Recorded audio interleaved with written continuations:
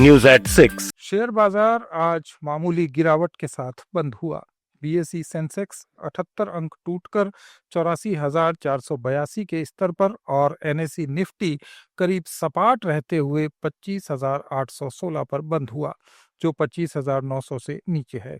कारोबार में पूरे दिन अस्थिरता रही। आईटी और कुछ वित्तीय शेयरों में खरीदारी से बाजार को सहारा मिला, जबकि ऑटो, मीडिया, फार्मा और रियलिटी सेक्टर्स में बिकवाली का दबाव दिखाई दिया।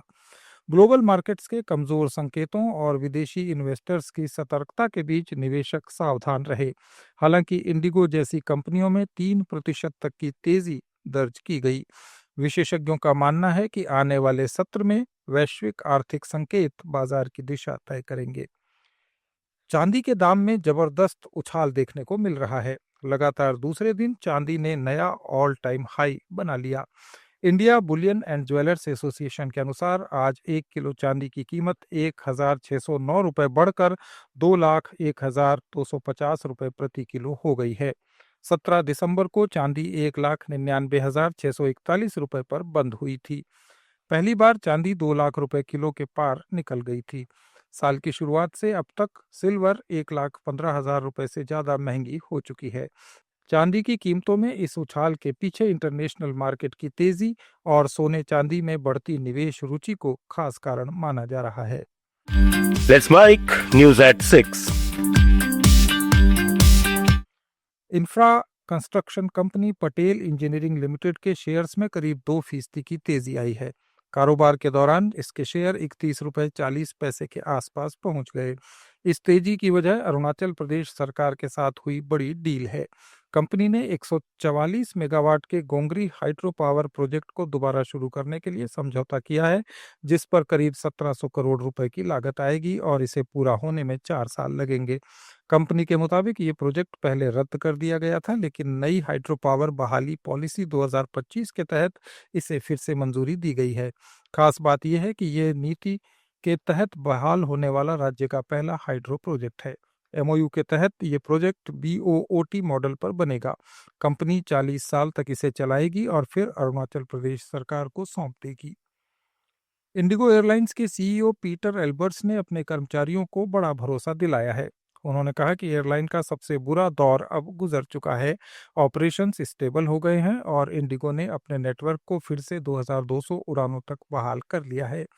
कर्मचारियों को भेजे इंटरनल मैसेज में सीईओ ने कहा कि हाल के मुश्किल हालात के बावजूद इंडिगो और मजबूत होकर उभरी है। उन्होंने सभी विभागों के कर्मचारियों की एकजुटता और मेहनत की तारीफ की। एल्बर्ट्स ने कहा कि पिछले 2 हफ्ते बेहद चुनौतीपूर्ण रहे, लेकिन इस तूफान के बीच हम फिर से अपने पंख फैला रहे हैं।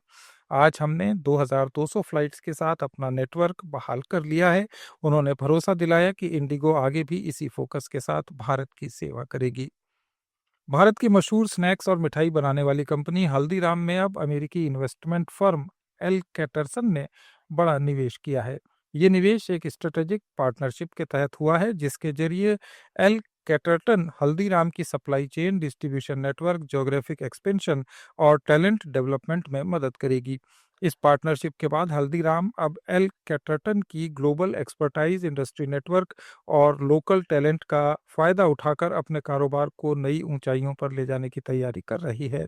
खास बात यह है कि एल कैटरटन के India executive chairman Sanjeev Mehta, जो पहले हिंदुस्तान यूनिलीवर के चेयरमैन और एमडी रह चुके हैं, अपने लंबे अनुभव से हल्दीराम की ग्रोथ में अपनी अहम भूमिका निभाएंगे।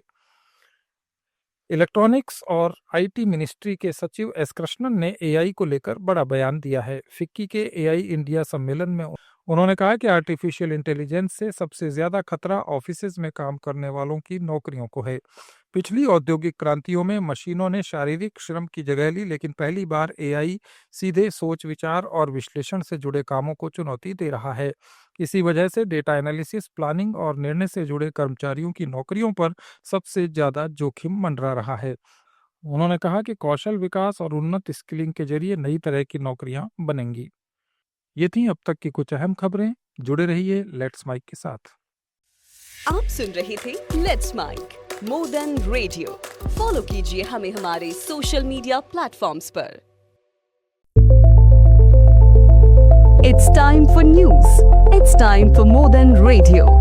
Present